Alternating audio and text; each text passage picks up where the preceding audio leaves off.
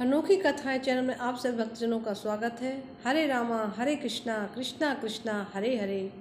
आज हम आप सभी भक्तों को सुनाएंगे अवधूत गीता का चौथा भाग। श्री भागवत महापुराण के 11 स्कंद के अंतर्गत भी एक अवधूत गीता प्राप्त होती है। श्री कृष्ण उद्धव संवाद के अंतर्गत जो प्रख्यात अवधूत उपाख्यान आता है उसी को अवधूत गीता भी कहते हैं।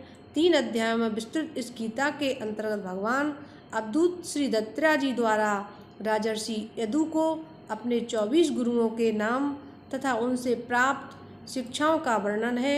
छोटी छोटी रोचक कथाओं के साथ निबद्ध उनके उपदेश आध्यात्मिक मार्मिक तथा हृदयग्राही हैं, जिन्हें सुनकर राजा यदु सभी आसक्तियों से मुक्त होकर सहज ही समदर्शी हो गए हैं।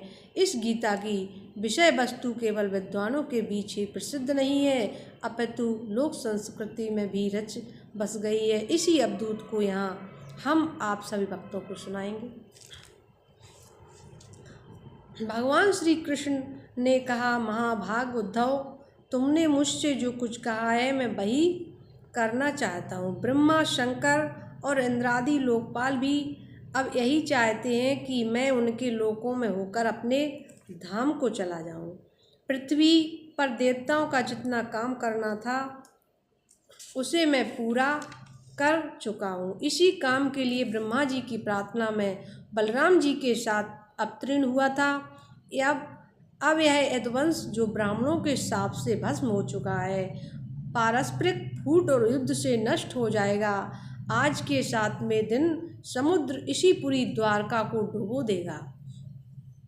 प्यारे उद्धव, जिस क्षण में मृतलोक का परित्याग कर दूंगा उसी क्षण इसके सारे मंगल नष्ट हो जाएंगे और थोड़ी ही दिनों में पृथ्वी पर कलयुग का बोलबाला हो जाएगा। जब मैं इस पृथ्वी का त्याग कर दूं तब तुम इस पर मत रहना, क्योंकि साधु उद्धव, कलयुग में अधिकांश लोगों की रुचि अधर्म में ही होगी। अब तुम अपने आत्मीय स्वजन और बंधुओं बांधवों का स्नेह संबंध छोड़ दो और अन्य प्रेम से मुझ में अपना मन लगाकर समदृष्टि पृथ्वी में स्वच्छंद विचरण करो। इस जगत में जो कुछ मन ने सोचा जाता है, वाणी से कहा जाता है, नेत्रों से देखा जाता है और श्रवण आदि इंद्रियों से अनुभव किया जाता है, सब नाशवान है, सपने की तरह मन का विलास है, इसलिए माया मात्र है, मिथ्या है, ऐसा समझ लो। जिस पुरुष का मन अशांत है, असंशयित है, उसी को पागल की तरह अनेकों वस्तुएं मालूम पड़ती हैं। वास्तव में यह चित्त का भ्रम ही है। नाना तत्व का भ्रम हो जाने पर ही यह गुण और यह दोष, इस प्रकार की कल्पना करनी पड़ती जिसकी बुद्धि में गुण और दोष का भेद बैठ गया है, दृढ़मूल हो गया है, उसी के लिए कर्म, अकर्म और विकर्म भेद का प्रतिपादन हुआ है। इसलिए उद्धव, तुम पहले अपनी समस्त इंद्रियों को अपने वश में कर लो, उनके बागडोर अपने हाथ में ले लो और केवल इंद्रियों को ही नहीं, चित्त की समस्त वृत्तियों को रोक लो और फिर ऐसा अनुभव करो कि यह सारा जगत अपने आत्मा में ही फैला हुआ है और आत्मा मुझ में सर्वात्मा इंद्रियातीत ब्रह्मा है, एक ही है, अभिन्न है। जब वेदों के मुक्त तात्पर्य निश्चय रूप ज्ञान और अनुभव रूप विज्ञान से भली भांति संपन्न होकर तुम अपने आत्मा के अनुभव में ही आनंद मग्न रहोगे और संपूर्ण देवताओं आदि शरीरधारियों के आत्मा हो जाओगे। इसलिए किसी भी विघ्न से तुम्हें पीड़ित नहीं हो सकोगे, क्योंकि उन विघ्नों और विघ्न करने वालों की आत्मा भी तुम ही हो। जो पुरुष गुण और दोष बुद्धि से अतीत हो जाता है वह बालक के समान निषिद्ध कर्म से निवृत्त हो जाता है, परंतु दोष बुद्धि से नहीं, वह विहित कर्म का अनुष्ठान भी करता है, परंतु गुण बुद्धि नहीं है। जिसने श्रुतियों के तात्पर्य का यथार्थ ज्ञान ही नहीं प्राप्त कर लिया बल्कि उनका साक्षात्कार भी कर लिया है और इस प्रकार जो अटल निश्चय से संपन्न हो गया, वह समस्त प्राणियों का हितैषी स्वध होता है और उसकी वृत्तियाँ सर्वदा शांत रहती हैं। वह समस्त प्रीतिमान विश्व को मेरा ही स्वरूप आत्मस्वरूप देखता है, इसलिए उसे फिर कभी जन्म मृत्यु के चक्कर में नहीं पड़ना पड़ता। श्री सुखदेव जी कहते हैं, परीक्षित, जब भगवान श्री कृष्ण ने इस प्रकार आदेश दिया तब भगवान के परम प्रेमी उद्धव जी ने उन्हें प्रणाम करके तत्व ज्ञान की प्राप्ति की इच्छा से यह प्रश्न किया। उद्धव जी ने कहा, भगवान, आप ही समस्त योगियों के गुप्त पूंजी, योगों के कारण और योगेश्वर हैं। आप ही समस्त योगों के आधार, उनके कारण और योग स्वरूप भी हैं। आपने मेरे परम कल्याण के लिए उस संन्यास रूप त्याग का उपदेश किया है, परंतु अनंत जो लोग विषयों के चिंतन और सेवन में घुल मिल गए हैं, विषमता हो गए हैं, उनके लिए विषय भोगों और कामनाओं का त्याग अत्यंत कठिन है। सर्वस्वरूप उनमें जो भी लोग आपसे विमुख हैं, उनके लिए तो इस पर त्याग का त्याग सर्वथा असंभव ही है, ऐसा मेरा निश्चय है। प्रभु, मैं भी ऐसा ही हूँ। मेरी मति इतनी मूढ़ हो गई है कि यह मैं हूँ, यह मेरा है। इस भाव से मैं आपकी माया के खेल, देह और देह के संबंधी स्त्री, पुत्र, धन आदि में डूबा रहा हूँ। अतः भगवान, आपसे संन्यास का उपदेश किया है, उसका तत्व मुझे सेवक को इस प्रकार समझाइए कि मैं सुगमतापूर्वक उसका साधन कर सकूँ। मेरे प्रभु, आप भूत, भविष्य, वर्तमान इन तीनों कालों से अबाधित हैं, एक रस सत्य हैं। आप दूसरे के द्वारा प्रकाशित नहीं, स्वयं प्रकाश आत्मस्वरूप हैं। प्रभु, मैं समझता हूँ कि मेरे लिए आत्म तत्व का उपदेश करने वाला आपके अतिरिक्त देवताओं में भी कोई नहीं है। ब्रह्मा आदि जितने बड़े बड़े देवता हैं, वे सब शरीर अभिमानी होने के कारण आपकी माया से मोहित हो रहे हैं। उनकी बुद्धि माया के बस हो गई है। यही कारण है कि वे इंद्रियों से अनुभव किए जाने वाले ब्रह्मा विषयों को सत्य मानते हैं। इसलिए मुझे तो आप ही उपदेश कीजिए। भगवान, इसी से चारों ओर से दुखों की दावाग्नि से जलकर और विरक्त होकर मैं आपकी शरण में आया हूँ। आप निर्दोष, देश काल से अपरिच्छिन्न, सर्वज्ञ, सर्वशक्तिमान और अविनाश वैकुंठ लोक के निवासी एवं नर के नित्य सखा नारायण हैं। अतः आप ही मुझे उपदेश कीजिए। भगवान श्री कृष्ण ने कहा, उद्धव, संसार में जो मनुष्य यह जगत क्या है, इसमें क्या हो रहा है इत्यादि बातों का विचार करने में निपुण है, वे चित्त भरी हुई अशुभ वासनाओं में अपने आप को स्वयं अपनी विवेक शक्ति से ही प्रायः बचा लेते हैं। समस्त प्राणियों का, विशेषकर मनुष्य का आत्मा अपने हित है और अहित का उपदेश गुरु है, क्योंकि मनुष्य अपने प्रत्यक्ष अनुभव और अनुमान के द्वारा अपने हित अहित का निर्णय करने में पूर्णतः समर्थ है। सांख्य योग, विषाद, शारद, धीर पुरुष इन मनुष्य योनि में इंद्रादि शक्ति, मनोशक्ति आदि के आश्रयभूत मुझ आत्म तत्व को पूर्णतः प्रकट रूप से साक्षात्कार कर लेते हैं। मैंने एक पैर वाले, दो पैर वाले, तीन पैर वाले, चार पैर वाले, अधिक पैर वाले और बिना पैर के इत्यादि अनेक प्रकार के शरीरों का निर्माण किया है। उनमें मुझसे अधिक प्रिय मनुष्य का ही शरीर है। इस मनुष्य शरीर में एकाग्रचित्त, तीक्ष्ण बुद्धि, पुरुष बुद्धि आदि ग्रहण किए जाने वाले हेतुओं, जिनसे कि अनुमान भी होता है, अनुमान से आग्रह अर्थात अहंकार आदि विषयों में भिन्न मुझ सर्वत्र प्रवर्तक ईश्वर को साक्षात अनुभव करते हैं। इस विषय में महात्मा लोग एक प्राचीन इतिहास कहा करते हैं। वह इतिहास परम तेजस्वी अवधूत दत्ताजी द्वारा राजा यदु के संवाद के रूप में है। एक बार धर्म के मर्मज्ञ राजा यदु ने देखा कि एक त्रिकालदर्शी तरुण अवधूत ब्राह्मण निर्भय विचर रहे हैं। तब उन्होंने उनसे यह प्रश्न किया। राजा यदु ने पूछा, ब्राह्मण, आप कर्म तो करते नहीं, फिर आपको यह यत्न निपुण बुद्धि कहाँ से प्राप्त हुई है, जिसका आश्रय लेकर आप परम विद्वान होने पर भी बालक के समान संसार में विचरते रहते हैं।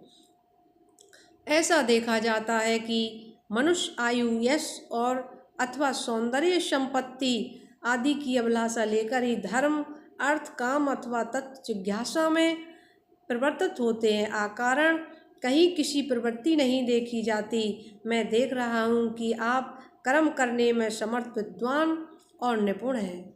आपका भाग्य और सौंदर्य भी प्रशंसनीय है। आपकी वाणी तो मानो अमृत टपक रहा है। फिर आप जड़, उन्मत्त अथवा विषाद की समान रहते हैं, ना तो कुछ करते हैं और ना चाहते ही हैं। संसार के अधिकांश लोग काम और लोभ के दावानल से जल रहे हैं, परंतु आपको देखकर मालूम होता है कि आप मुक्त हैं। आप तक उसकी आँच भी नहीं पहुँच पाती। ठीक वैसे ही जैसे कोई हाथी वन में दावाग्नि लगने पर उससे छूटकर गंगा जल में खड़ा हो। ब्राह्मण, आप पुत्र, स्त्री, धन आदि संसार के स्पर्श से भी रहित हैं। आप सदा सर्वदा अपने केवल स्वरूप में ही स्थित रहते हैं। हम आपसे यह पूछना चाहते हैं कि आपको अपने आत्मा में ही ऐसे अवर्णनीय आनंद का अनुभव कैसे होता है। आप कृपा करके अवश्य बतलाइए। भगवान श्री कृष्ण ने कहा, उद्धव, हमारे पूर्वज महाराज यदु की बुद्धि शुद्ध थी और उनके हृदय में ब्राह्मण भक्ति थी। उन्होंने परम भाग्यवान दत्रा जी का अत्यंत सत्कार करके यह प्रश्न पूछा और बड़े विनम्र भाव से सिर झुकाकर वे उनके सामने खड़े हो गए। अब ब्रह्मवेत्ता दत्रा जी ने कहा, राजन, मैं अपनी बुद्धि से बहुत से गुरुओं का आश्रय लिया है।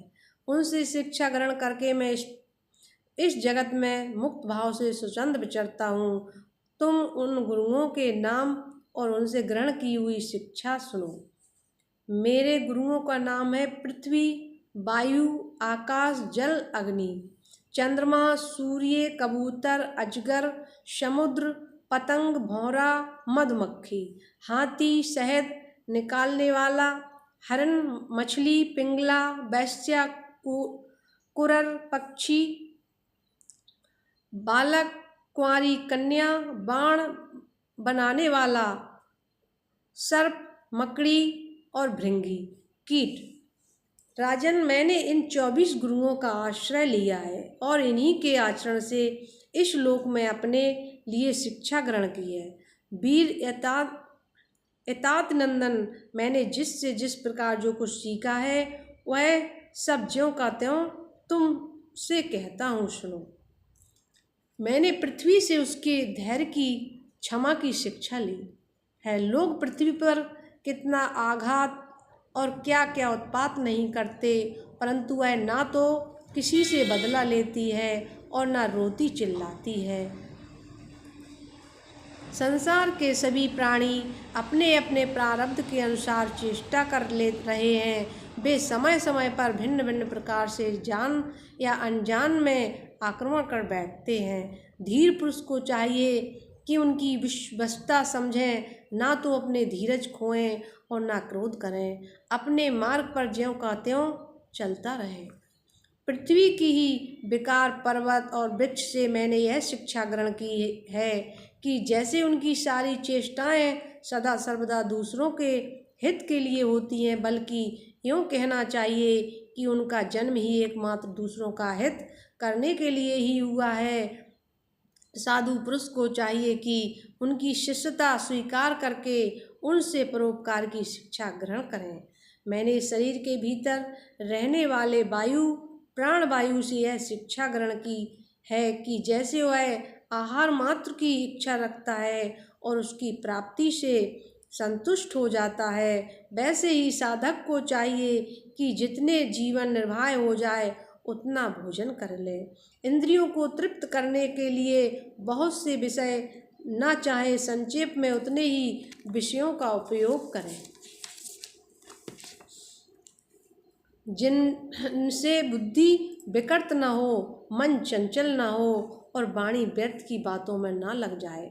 शरीर के बाहर रहने वाले वायु से मैंने यह सीखा है कि जैसे वायु को अनेक स्थानों में जाना पड़ता है, परंतु वह कभी आसक्त नहीं होता, किसी पर भी गुण दोष नहीं अपनाता, वैसे ही साधक पुरुष भी आवश्यकता होने पर भिन्न प्रकार के धर्म और स्वभाव वाले विषयों से जाएं, परंतु अपने लक्ष्य पर स्थिर रहें, किसी के गुण या दोषों की ओर झुक ना जाएं, किसी से आसक्ति या द्वेष ना कर बैठें। गंध वायु का गुण नहीं, पृथ्वी का गुण है, परंतु वायु को गंध वहन करना पड़ता है। ऐसा करने पर वायु शुद्ध ही रहता है, गंध से उसका संपर्क नहीं होता।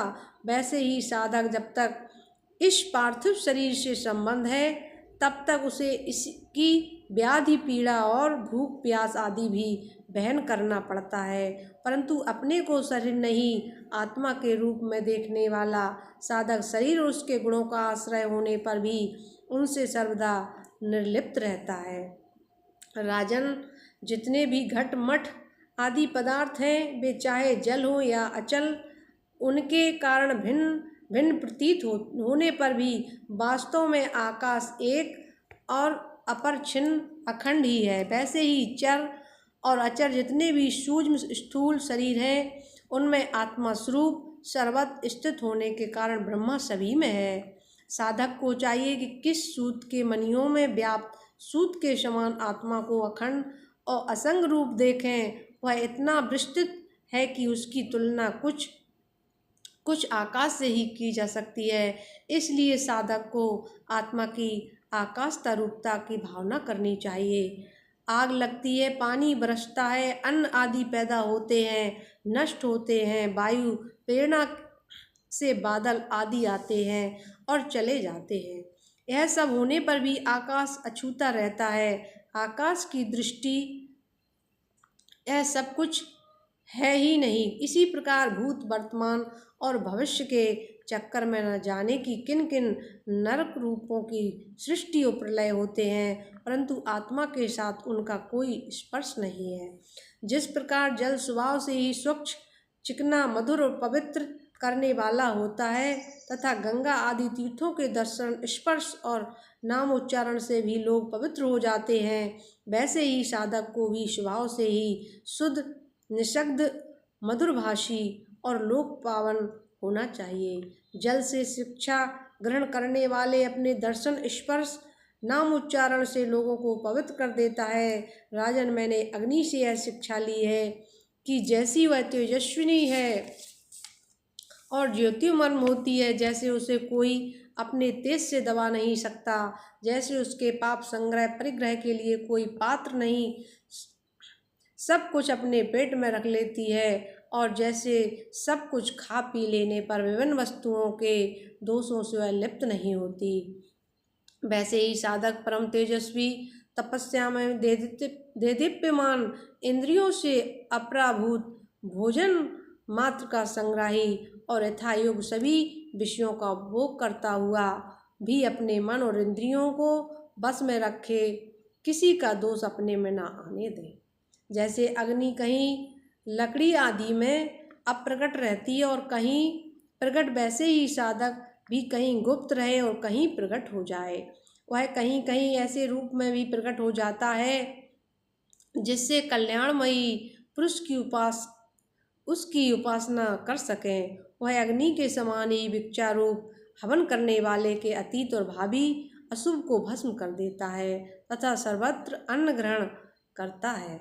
साधक पुरुष को इसका विचार करना चाहिए कि जैसे अग्नि लंबी चौड़ी टेढ़ी सीधी लकड़ियों में रहकर उनके समान ही सीधी टेढ़ी या लंबी चौड़ी दिखाई पड़ती है, वास्तव में वह वैसी नहीं है। वैसे ही सर्वव्यापक आत्मा भी अपनी माया से रचे हुए कार्य कारण रूप जगत में व्याप्त होने के कारण उन वस्तुओं के नाम रूप से कोई संबंध न होने पर भी उनके रूप प्रतीत होने लगते हैं। मैंने चंद्रमा से यह शिक्षा ग्रहण की है कि यद्यपि जिसकी गति नहीं जानी जा सकती, उस काल के प्रभाव में चंद्रमा की कलाएं घटती बढ़ती रहती हैं, तथापि चंद्रमा तो चंद्रमा ही है, वह न घटता है न बढ़ता ही। वैसे ही जन्म से लेकर मृत्यु पर्यंत जितनी भी अवस्थाएं हैं सब शरीर की हैं, आत्मा से उनका कोई संबंध नहीं है।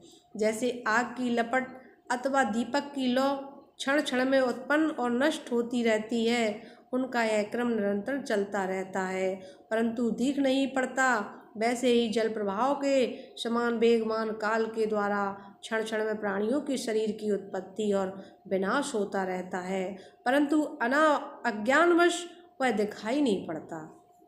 राजन, मैंने सूर्य से यह शिक्षा ग्रहण की है कि जैसे वे अपनी किरणों से पृथ्वी का जल खींचते हैं और समय पर उसे वर्षा देते हैं, वैसे ही योगी पुरुष इंद्रियों के द्वारा समय पर विषयों का ग्रहण करता है और समय आने पर उनका त्याग कर उसका दान भी कर देता है। किसी भी समय उसे इंद्र के किसी भी विषय में आसक्ति नहीं होती। स्थूल बुद्धि पुरुष को जल के विभिन्न पात्रों में प्रतिबिंबित हुआ सूर्य उन्हीं में प्रतिष्ठित सा होकर भिन्न भिन्न दिखाई पड़ता है परंतु इससे स्वरूपता सूर्य अनेक नहीं हो जाता। वैसे ही जल अचल उपाधियों के भेद से ऐसा जान पड़ता है कि प्रत्येक व्यक्ति में आत्मा अलग अलग है परंतु जिनको ऐसा मालूम होता है उनकी बुद्धि मोटी। असल बात तो यह है कि आत्मा सूर्य के समान एक ही है, स्वरूपता उसमें कोई भेद नहीं है। राजन, कहीं किसी के साथ अत्यंत स्नेह अथवा आसक्ति न करनी चाहिए, अन्यथा उसकी बुद्धि अपना स्वतंत्र होकर दीन हो जाएगी और उसे कबूतर की तरह अत्यंत कलेश उठाना पड़ेगा। राजन, किसी जंगल में एक कबूतर रहता था। उसने एक पेड़ पर अपना घोंसला बना रखा था। अपनी मादा कबूतरी के साथ वह कहीं वर्षों तक उसी घोंसले में रहा। उस कबूतर के जोड़े के हृदय में निरंतर एक दूसरे के प्रति स्नेह की वृद्धि होती जाती थी। वे गृहस्थ धर्म में इतने आसक्त हो गए थे कि उन्होंने एक दूसरे की दृष्टि से अंग और बुद्धि से बुद्धि को बांध रखा था। उनका एक दूसरे पर इतना विश्वास हो गया था कि वे निशंक ममता और आसक्ति होकर वहाँ की वृक्षावली में एक साथ सोते बैठते, घूमते फिरते, ठहरते, बातचीत करते, खेलते और खाते पीते थे। राजन, कबूतरी पर कबूतर का इतना प्रेम था कि वह जो कुछ चाहती कबूतर बड़े से बड़ा कष्ट उठाकर उसकी कामना पूर्ण करता था। वह कबूतरी भी अपने कामुक पति की कामनाएं पूर्ण करती थी। समय आने पर कबूतरी को पहला गर्भ रहा। उसने अपने पति के पास ही घोंसले में अंडे दिए। भगवान की अचिंत शक्ति, समय आने पर वे अंडे फूट गए और उनमें से हाथ पैर वाले बच्चे निकल आए। उनका एक एक अंग और रोए अत्यंत कोमल थे। अब उन कबूतर कबूतरी की आंखें अपने बच्चों पर लग गईं।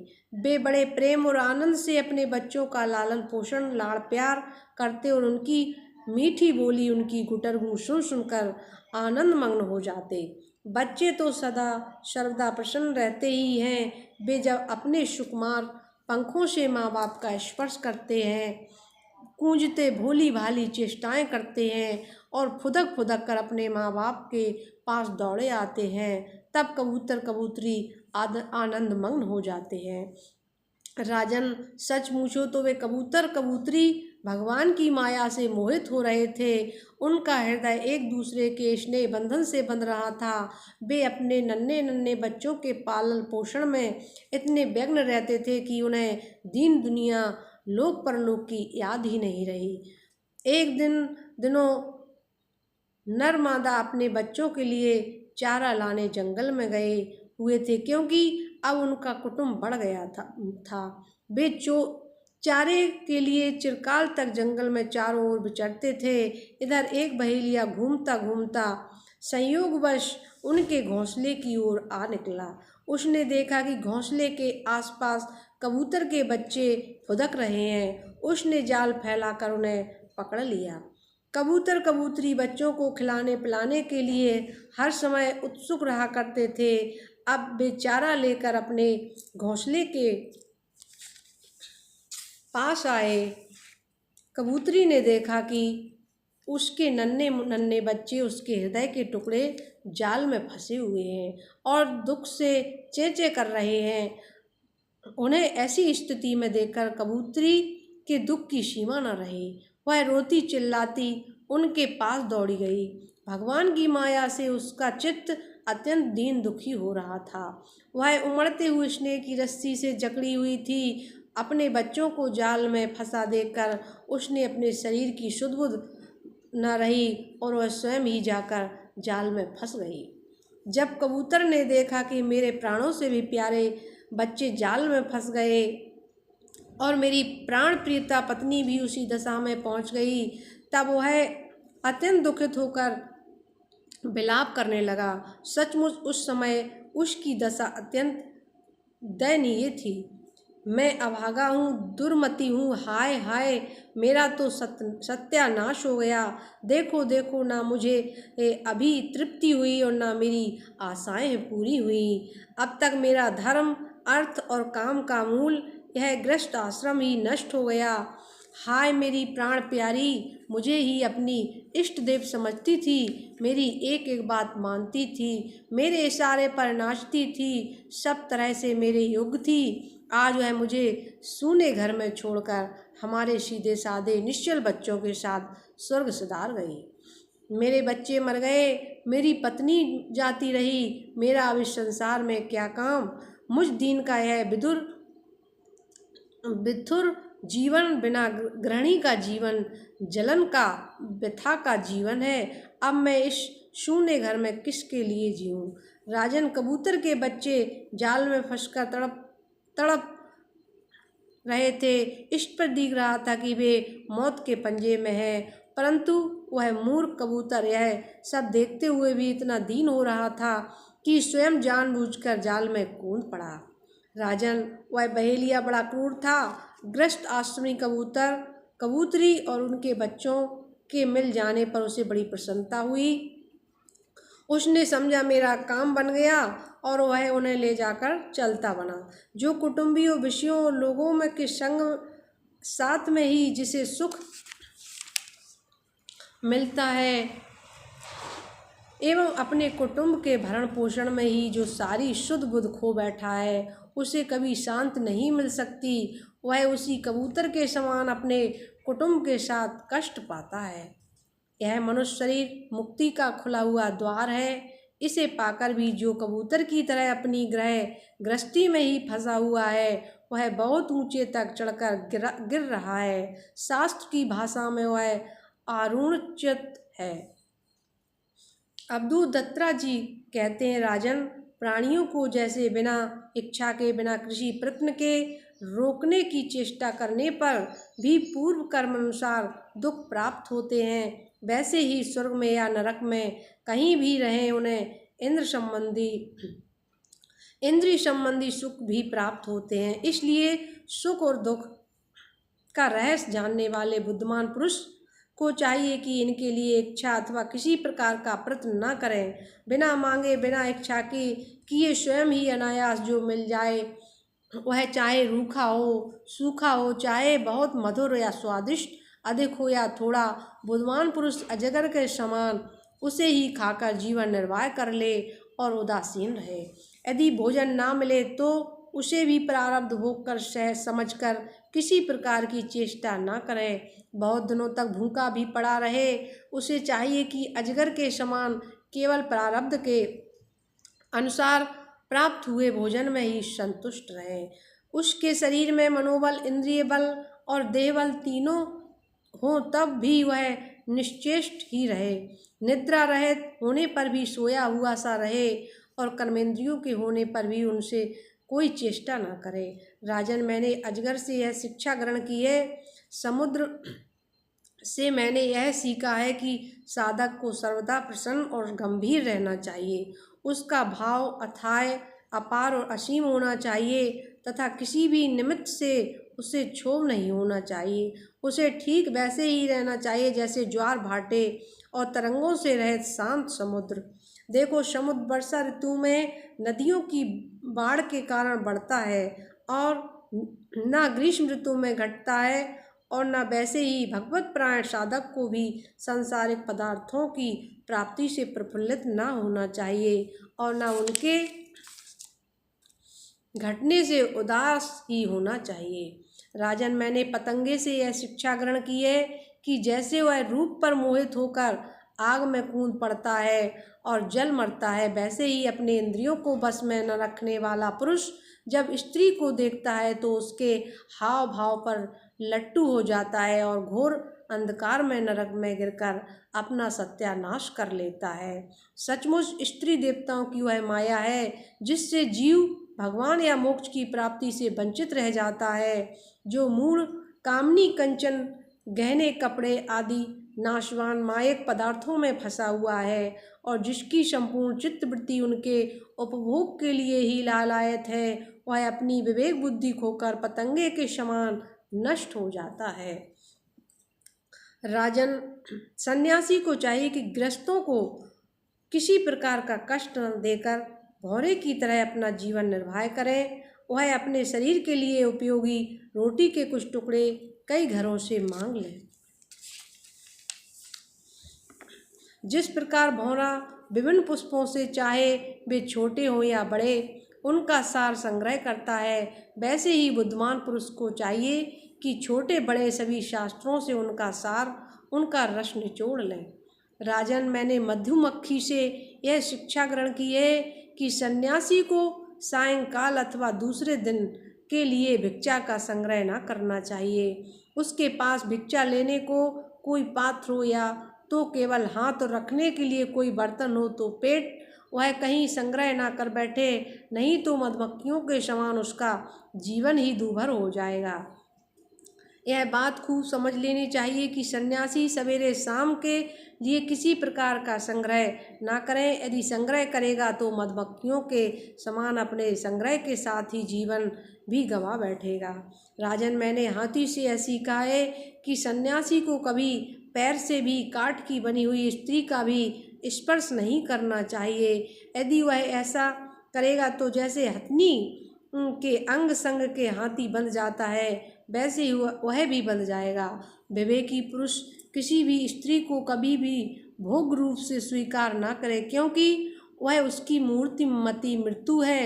यदि वह स्वीकार करेगा तो हाथियों से हाथी की तरह अधिक बलवान अन्य पुरुषों के द्वारा मारा जाएगा।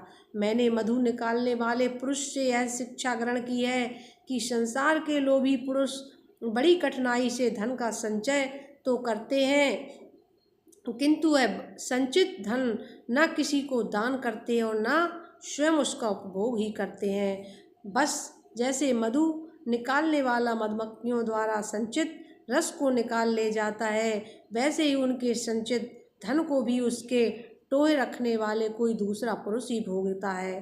तुम देखते ना हो कि मधुहारी मधुमक्खियों का जोड़ा हुआ मधु उनके खाने से पहले ही साफ कर जाता है, वैसे ही गृहस्थी के बहुत कठिनाई से संचित किए पदार्थों को जिनसे सुख भोग की अभिलाषा रखते हैं, उनसे भी पहले सन्यासी और ब्रह्मचारी भुगते हैं, क्योंकि गृहस्थ तो पहले अतिथि अभ्योगत भोजन कराकर ही स्वयं भोजन करेगा।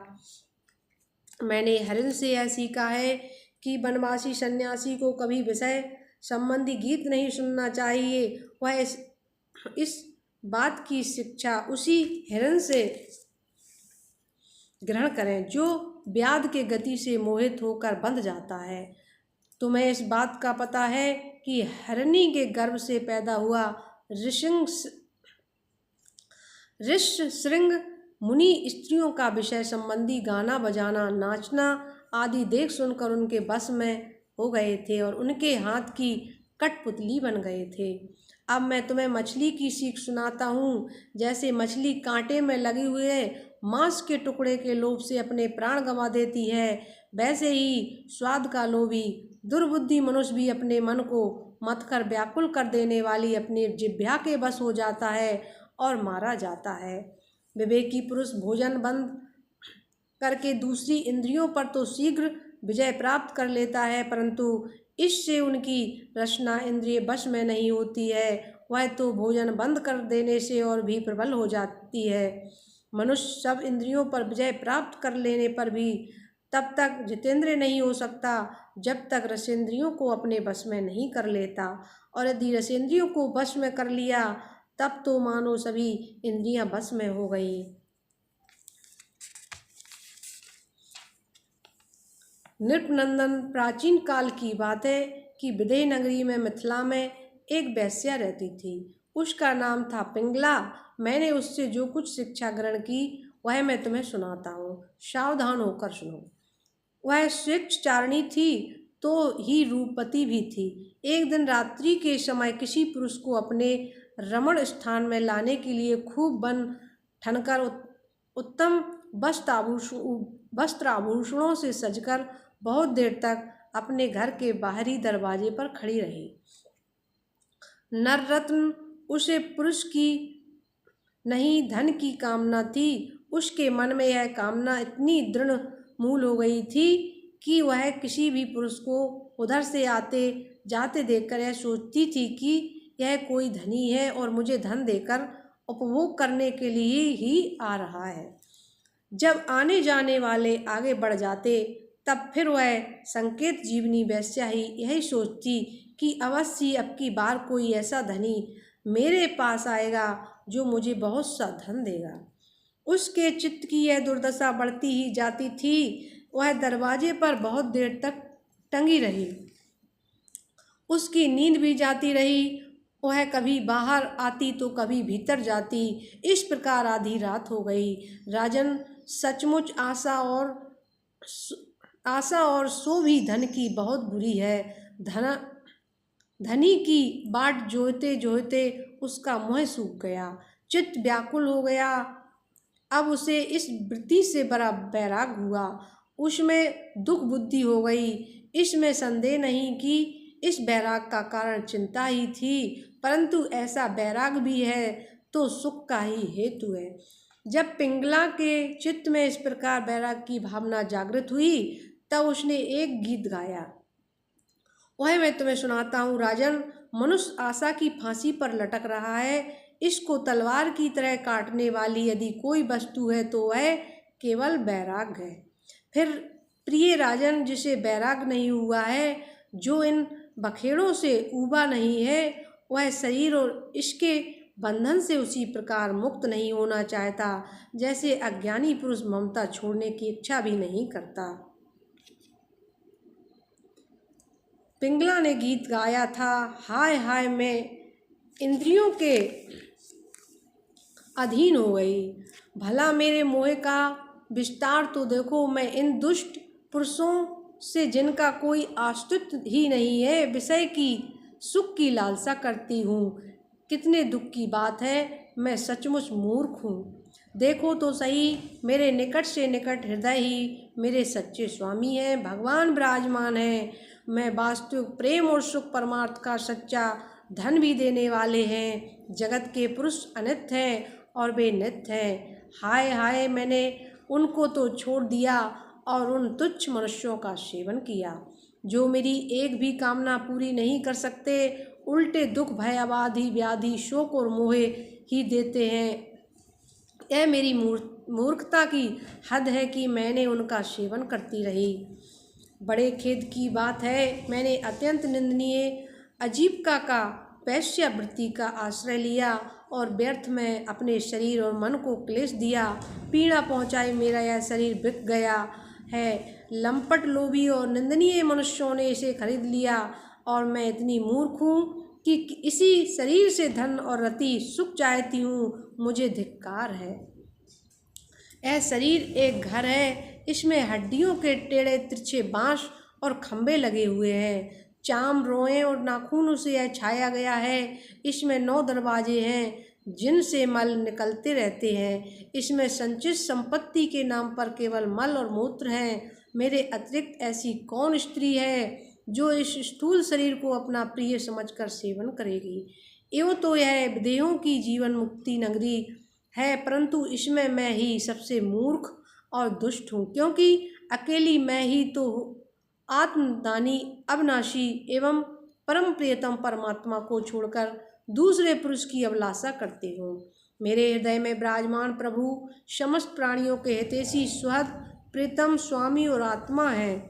अब मैं अपने आप को देखकर इन्हें खरीद लूँगी और इनके साथ वैसे ही विहार करूँगी जैसे लक्ष्मी जी करती हैं। मेरे मूर्ख चित्त, तू बतला तो सही, जगत के विषय भोगों ने और उनको देने वाले पुरुषों ने तुझे कितना सुख दिया है। अरे वे तो स्वयं ही पैदा होते हैं और मरते रहते हैं। मैं केवल अपनी ही बात नहीं कहती, केवल मनुष्यों की भी नहीं, क्या देवताओं ने भी भोगों के द्वारा अपनी पत्नियों को संतुष्ट किया है। बेचारे तो स्वयं काल के गाल में पड़े पड़े करा रहे हैं। अवश्य मेरे किसी शुभ कर्म से विष्णु भगवान मुझ पर प्रसन्न है, तभी तो दुराशा से मुझे इस प्रकार वैराग हुआ है। अवश्य मेरा यह वैराग सुख देने वाला होगा। यदि मैं मंदभागिनी होती तो मुझे ऐसे दुख ही न उठाने पड़ते जिनसे वैराग होता है। मनुष्य वैराग के द्वारा ही घर आदि के सब बंधनों को काटकर शांति लाभ करता है। अब मैं भगवान का यह उपकार आदरपूर्वक सिर झुकाकर स्वीकार करती हूँ और विषय भोगों की दुराशा छोड़कर उन्हीं जगदीश्वर की शरण ग्रहण करती हूँ। अब मुझे प्रारब्ध के अनुसार जो कुछ मिल जाएगा उसी से निर्वाह कर लूँगी और बड़े संतोष तथा श्रद्धा के साथ रहूँगी। अब किसी दूसरे पुरुष की ओर ताककर अपना हृदयेश्वर आत्मस्वरूप प्रभु के साथ ही विहार करूँगी। यह जीव संसार कुएं में गिरा हुआ है, विषयों ने इसे अंधा बना दिया है, काल रूपी अजगर ने इसे अपने मुँह में दबा रखा है। अब भगवान को छोड़कर इसकी रक्षा करने में दूसरा कौन समर्थ है। जिस समय जीव समस्त विषयों से विरक्त हो जाता है उसी समय वह अपने स्वयं ही अपनी रक्षा कर लेता है। इसलिए बड़ी सावधानी के साथ यह देखते रहना चाहिए कि सारा जगत काल रूपी अजगर से ग्रस्त है।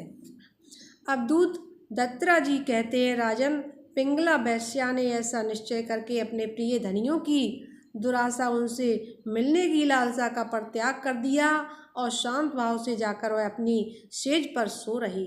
सचमुच आशा ही सबसे बड़ा दुख है और निराशा ही सबसे बड़ा सुख है, क्योंकि पिंगला वैश्या ने जब पुरुष की आशा त्याग दी तब वह सुख से सो गई। अब दूत दत्तरा जी ने कहा, राजन, मनुष्य को वस्तुएं अत्यंत प्रिय लगती हैं, उन्हें इकट्ठा करना ही उनके दुख का कारण है। जो बुद्धिमान पुरुष हैं यह बात समझकर अकिंचन भाव से रहता है। शरीर की तो बात ही अलग, मन से भी किसी वस्तु का संग्रह नहीं करता, उससे अत्यंत सुख स्वरूप परमात्मा की प्राप्ति होती है। एक कुरकर क्रोच पक्षी अपनी चोंच में मांस का टुकड़ा लिए हुए था।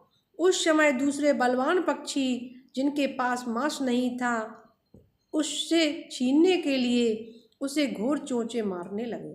जब कुर्रर पक्षी ने अपनी चोंच से मांस का टुकड़ा फेंक दिया तभी उसे सुख मिला।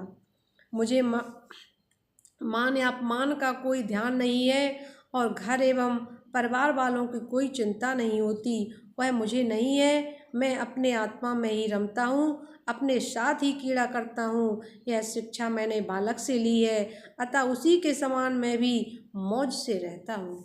इस जगत में दो ही प्रकार के व्यक्ति निश्चिंत हैं और परमात्मानंद में मग्न रहते हैं। एक पुरुष तो भोला भाला निश्चेष्ट नन्हा सा बालक, और दूसरा वह पुरुष जो गुणातीत हो गया है। एक बार किसी कुमारी कन्या के घर उसे वरण करने के लिए कई लोग आए हुए थे। उस दिन उसके घर के लोग कहीं बाहर गए हुए थे, इसलिए उसने स्वयं ही उनका आतिथ्य सत्कार किया। राजन, उनको भोजन कराने के लिए वह घर के भीतर एकांत में धान कूटने लगी। उस समय उसकी कलाई में पड़ी शंख की चूड़ियाँ जोर जोर से बज रही थी। इस शब्द को निंदित समझकर कुमारी को बड़ी लज्जा मालूम हुई और उसने एक एक करके अपनी सभी चूड़ियाँ तोड़ डाली और दोनों हाथों में केवल दो दो चूड़ियाँ रहने दी। अब वह फिर धान कूटने लगी, परंतु वे दो दो चूड़ियाँ भी बजने लगी। तब उसने एक एक चूड़ी और तोड़ दी। तब दोनों कलाइयों में केवल एक एक चूड़ी रही गई। तब किसी प्रकार की आवाज़ नहीं हुई। रिपु दमन उस समय लोगों का आचार विचार निरखने परखने के लिए इधर उधर घूमता घामता मैं भी वहाँ पहुँच गया था। मैंने उससे यह शिक्षा ग्रहण की कि जब बहुत लोग एक साथ रहते हैं तब कलह होता है, और दो आदमी साथ रहते हैं तब भी बातचीत होती है। इसलिए कुमारी कन्या की चूड़ी के समान अकेले ही विचरना चाहिए।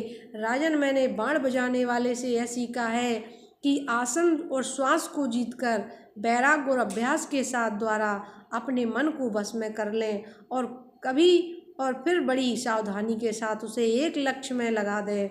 जब परमात्मानंद स्वरूप परमात्मा में मन स्थिर हो जाता है तब वह धीरे धीरे कर्म वासनाओं को धूल को धो बहाता है और सद्गुण की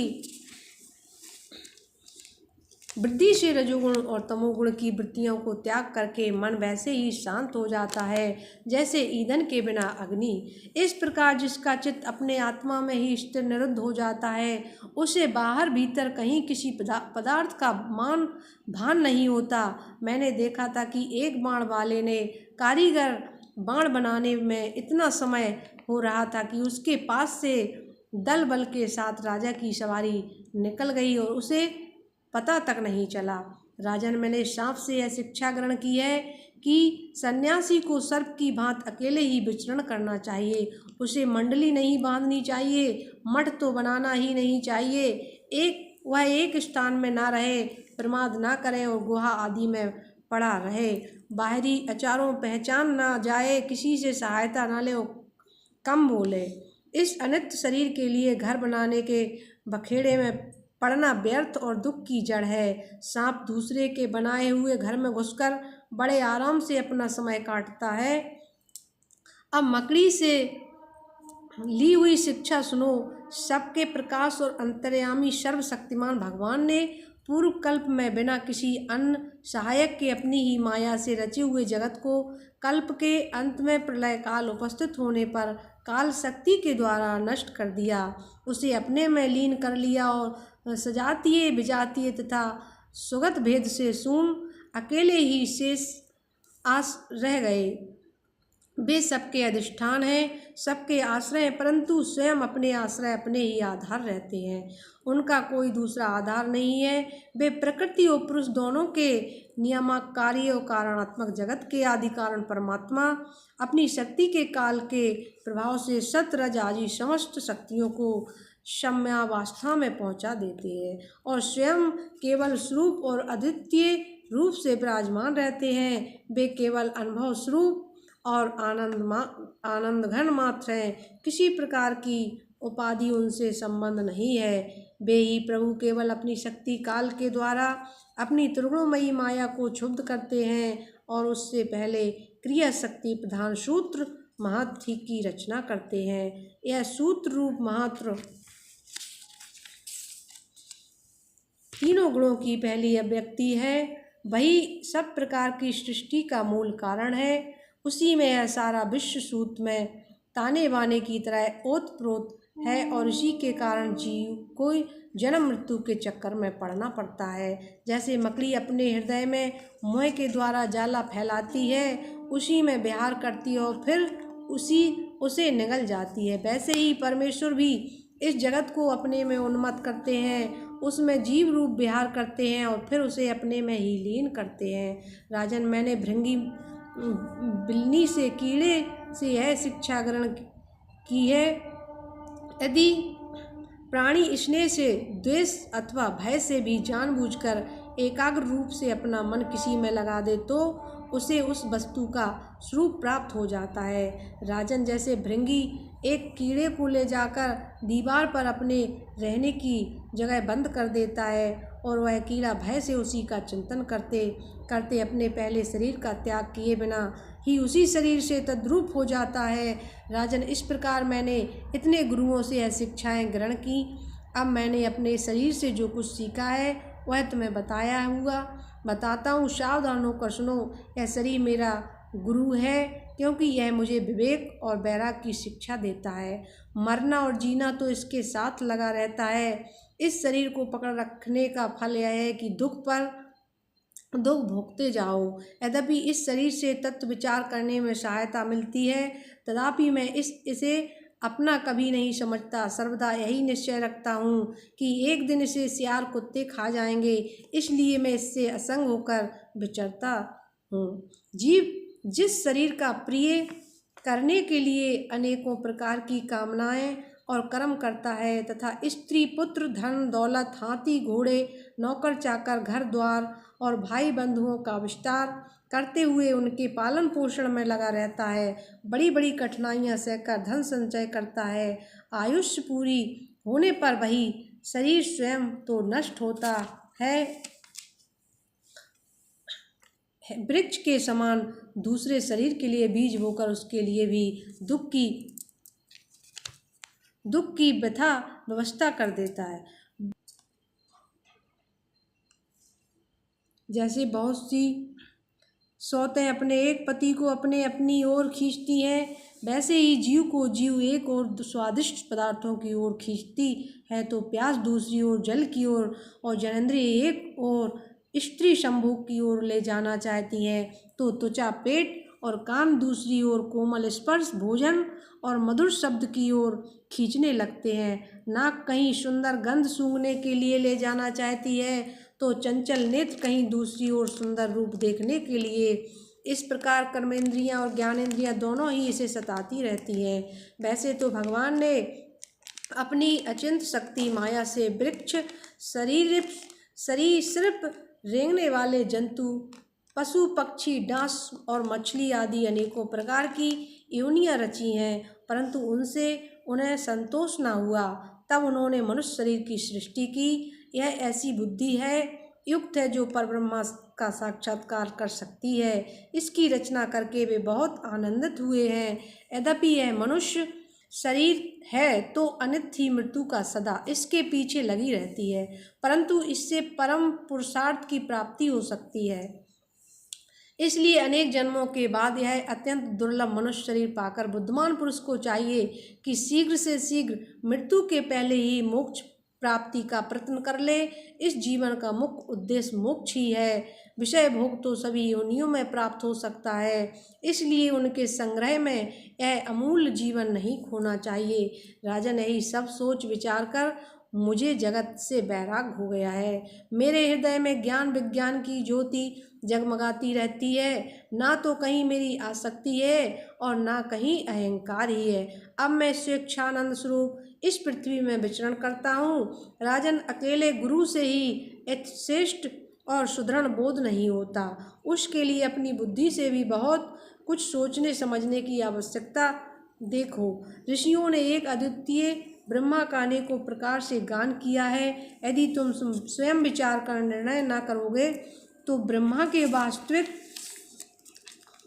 भगवान श्री कृष्ण ने कहा, प्यारे उद्धव, गंभीर बुद्धि अवधूत दत्रा जी ने राजा यदु को इस प्रकार उपदेश किया। यदु ने उनकी पूजा की और वंदना की। दत्रा जी ने उनसे अनुमति लेकर बड़ी प्रसन्नता से इच्छा अनुसार पधार गए। हमारे पूर्वजों के भी पूर्वज राजा यदु अवधूत दत्रा जी की यह बात सुनकर समस्त आसक्तियों से छुटकारा पा गए और समदर्शी हो गए। इसी प्रकार तुम्हें भी समस्त आसक्तियों का परित्याग करके समदर्शी हो जाना चाहिए। बोलिए भक्तवत्सल भगवान की जय। सभी भक्तों को जय श्री राधे कृष्णा।